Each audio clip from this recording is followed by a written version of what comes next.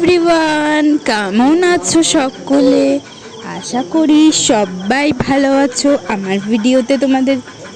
আমি শ্রাবণী। আমার ভিডিওতে তোমাদের জানাই অনেক অনেক ভালোবাসার ওয়েলকাম।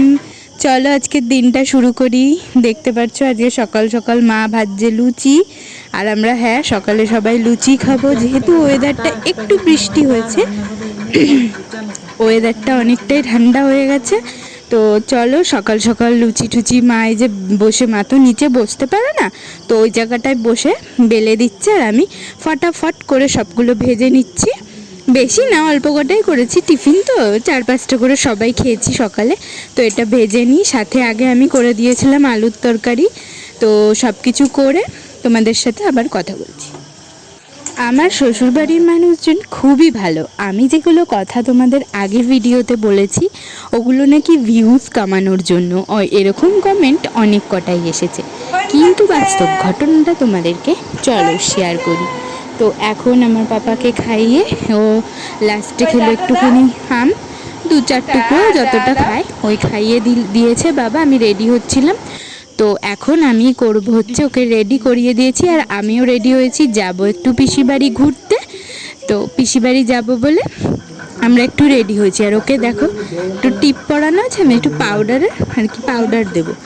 দেখো কি করছে, যা দুষ্টুমি, যা দুষ্টু হয়েছে দেখো, মানে আমার দ্বারা সম্ভব হচ্ছে না। তো এই যে এবার আমরা বেরিয়ে পড়েছি আমাদের গলি দিয়ে, আগে মা, তারপরে যে আমরা যাচ্ছি। এখন আমরা যাব সমাজবাড়ির মোড়ে, তো ওখান থেকে আমরা টোটোতে উঠবো। তার আগে মা মিষ্টি নেবে, যেহেতু আম ভালো পেলাম না, তো মিষ্টি নিয়ে নিয়েছি। আর এই যে আমরা টোটোয় উঠে পড়েছি, আমাদের জার্নি শুরু। চলো যাওয়া যাক পিসির বাড়ির উদ্দেশ্যে। আর পিসি বাড়ি এসেছিলাম, পাপা তখন ছিল ওই 7 মাসের মতো, তখনই আসা হয়েছিল। তারপর অনেক দিন বাদে আবার এসেছি। আজকে কি পাপা, আজকে এসে ও কিছুতেই ওর ছোট মামার কোলে গেল না। কি হয়েছে? অনেকক্ষণ বাদে অনেক কান্নাকাটি করে, কি হয়েছে? তারপরে ওই যে অনেক কান্নাকাটি করছিল, এবারে যে একটুখানি কাঁদছিল বলে আমরা একটু ছাদে এসেছি ওকে ভুলানোর জন্য। দেখো কিরম কাঁদছে। নামা দাও। এখন এই যে বেরোবো, পাপার খাওয়া হয়ে গেছে, ড্রেস চেঞ্জ হয়ে গেছে।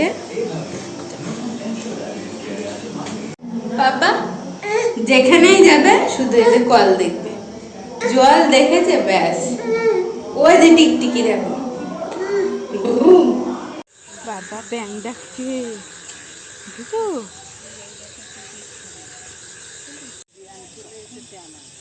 ওটি থেকে বের করতে পারিনি, জ্ঞান চলে তোমার। হ্যাঁ, ওই যে বাচ্চা।